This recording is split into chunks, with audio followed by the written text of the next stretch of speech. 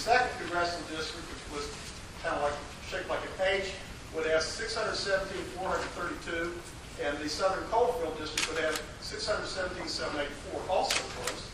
The one that probably comes closest to numerical equality with one district, so I'm like 2 off from perfection, is 617,667 for this district, which would be basically a rather compact mid-western part, and then the same first district as I just explained in the previous scenario, and then a kind of sprawling, actually this would be a second district, this would be a third.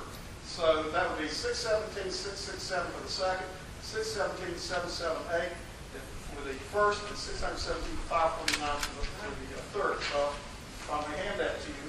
And I've already emailed all of the county by county breakdown to the redistricting office. This is political. Now, I know you're taking every effort to make it non-political. But when I sat on the redistricting committee 30 years ago, I was threatened with physical violence because I voted against one of the plans. So it is going to be political. What I would remind you, what these people have told you, is when you're splitting a community, what you're making is a disconnect between the government and the people. There are things that are going to enter your mind when you make these decisions. But as pointed out here, when you have this area with Charleston, something's wrong. And it doesn't take a whole lot more common sense. And listening to somebody like a Thornton Cooper, even though politics will come into play, makes more sense. And I think you can honestly go back to your constituents and say, I did a good job. I voted myself out for the senatorial district when I sat on that committee. Now, in all honesty, I was running for Congress, so it didn't mean a whole lot to me. But I did vote myself out. It wasn't one of those where if I lost Congress, I'd have a seat because I was out. So you can stand up. You can put politics behind you and still do the right thing. On the congressional districts, I think it's beyond dispute at this point that we do not satisfy constitutional case law standards for our district, the second congressional district. Right now, that district is not compact in any sense of the word. It is stretched as long as a line as you can imagine.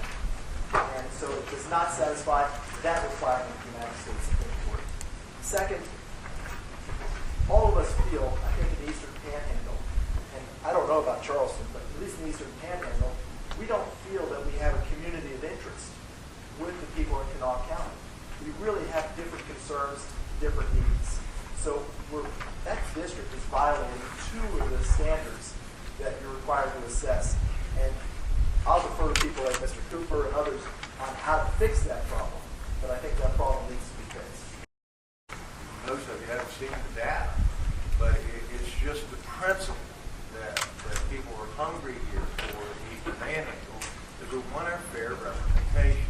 And I can assure you, Senator Unger and I, as your senators, are going to do everything we can to get you that. Everything. And we're extremely well positioned this year with Senator Unger chairing this committee. So different than 10 years ago. The death of Senator Byrd and our acting governor, our Senate President went, and now we have an acting President, President Kessler. And Senator Unger and I are in fairly major positions. Certainly, Senator Unger much more major position than I am. And one of the major things is majority leader. That's significant for this part of the state. It's unprecedented. It's historic. And we could not be better positioned